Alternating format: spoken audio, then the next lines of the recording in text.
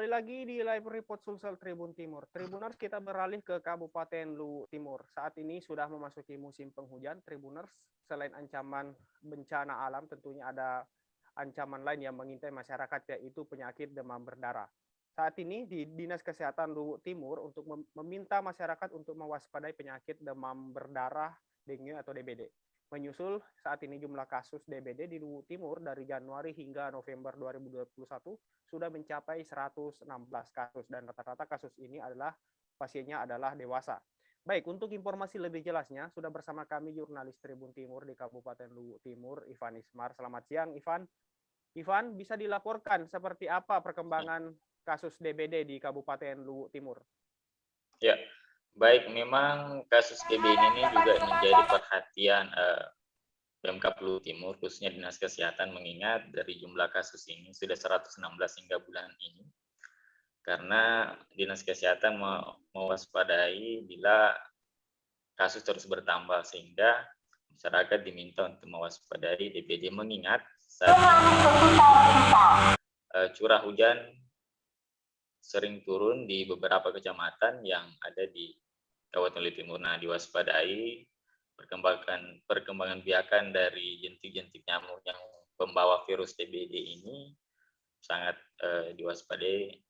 Diminta untuk masyarakat waspada terkait adanya kasus-kasus baru di setiap kecamatan. Pak Barisa.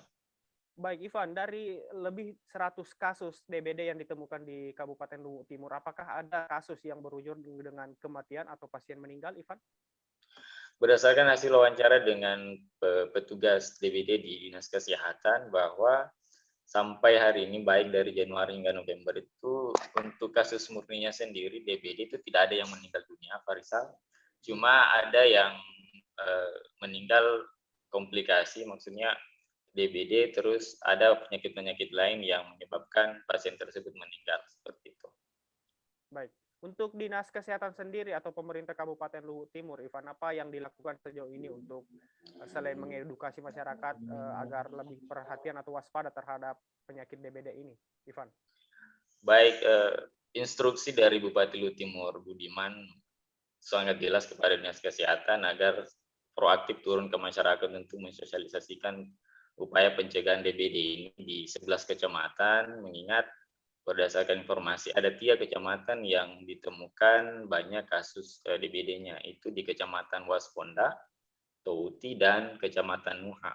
Nah, inilah yang kemudian menjadi perhatian dari Dinas Kesehatan untuk menekan laju kasus DBD di 3 kecamatan itu. Untuk kecamatan lain, alhamdulillah untuk kasusnya masih relatif kurang dibanding 3 kecamatan itu, Pak Risa. Baik, terakhir Ivan, ada keimbauan dari pemerintah setempat atau dalam hal ini Dinas Kesehatan kepada masyarakat untuk mewaspadai DBD ini atau mencegah terkait penularan perkembangan penyakit DBD, Ivan?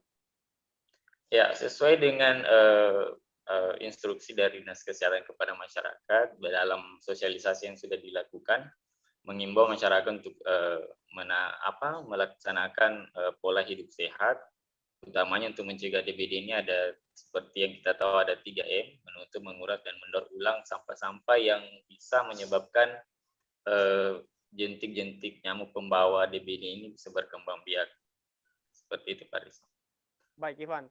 Jurnalis kami Ivan Ismar juga telah melaksanakan wawancara dengan petugas pencegahan dan pengendalian penyakit Dinas Kesehatan Kabupaten Luwu Timur, Afdal Anas, SKM. Berikut wawancaranya. Dengan perkembangan kasus untuk Kabupaten Luwu Timur secara keseluruhan itu di bulan Januari 0, bulan Februari 2, Maret 2 kasus, April 2 kasus, bulan Mei 15 kasus, bulan Juni 21 kasus, bulan Juli 20 kasus, bulan 8 7 kasus, dan bulan September 28 kasus. Dan pada saat bulan Oktober itu ada penurunan 8 kasus, dan sementara perjalanan ini belum ada rekapan karena kita nanti merekap untuk laporan bulan November itu nanti di awal Desember itu ada 11 kasus. Kalau dari kecamatan-kecamatan apa saja yang berdasarkan data Dinas Kesehatan yang banyak angka kasus DBD-nya, Pak? Terkait dengan wilayah yang mendominasi terkait masalah kasus DBD itu, berdasarkan hasil rekapan kami, itu ada berada di 3 kecamatan. Yang pertama adalah Wasponda, Kecamatan Nuha, dan Kecamatan Towuti. Itu untuk wilayah kerja masing-masing PKM itu, Towuti kan ada 4 PKM. Jadi yang di wilayah bekerja kasus ini adalah PKM Wawodula, PKM Nuha, dan PKM Wasponda. Untuk terkait pencegahan dan pengendalian kasus demam berdarah ini, yang pertama kita lakukan itu adalah menerapkan pelaksanaan kegiatan gerakan Satu Rumah Satu Jumantik. Di dalam pelaksanaan gerakan Satu Rumah Satu Jumantik ini diharapkan peran serta masyarakat dalam kepedulian terkait pelaksanaan perilaku hidup bersih dan sehat yang biasa dikatakan PHBS itu perlu sekali untuk diterapkan di masyarakat, karena dengan dukungan seperti itu tentu kembali ke individu masing-masing, yaitu membersihkan wilayah rumah masing-masing.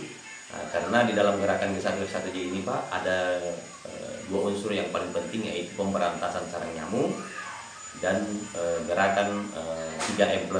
3M+ ini adalah menguras, menutup, dan mendaur ulang bahan-bahan bekas atau barang-barang bekas, sehingga tidak menjadi sampah dan menjadi wadah tempat perkembangbiakan nyamuk demam berdarah atau biasanya dikatakan Aedes aegypti. Kalau fogging Pak rutin dilaksanakan? Terkait dengan pelaksanaan fogging, itu adalah merupakan langkah terakhir, di mana pelaksanaan fogging itu merupakan salah satu alternatif untuk penyebaran kasus. Fogging ini Pak, perlu kami jelaskan bahwa pelaksanaan fogging itu hanya untuk mencegah penularannya.